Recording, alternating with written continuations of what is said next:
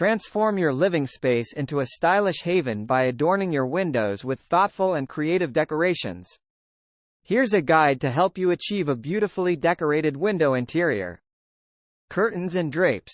Start with high-quality curtains or drapes that complement your room's color scheme and style.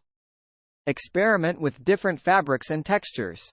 Sheer curtains allow light to filter through, while heavier fabrics provide privacy and insulation. Layered window treatments. Create depth and visual interest by layering different window treatments. Combine blinds, shades, and curtains for a customized look. Use a combination of sheer and blackout curtains for versatile light control. Valances and cornices. Enhance the top of your window with valances or cornices. These decorative additions add flair and can tie together your room's design. Opt for valances in patterns or colors that complement your overall decor. Window blinds and shades. Explore various blind and shade options to match your style and functional needs.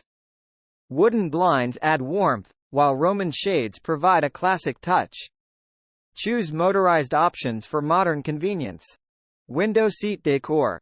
If you have a window seat, adorn it with plush cushions, throw pillows, and a cozy blanket for a charming and comfortable nook. Consider incorporating built-in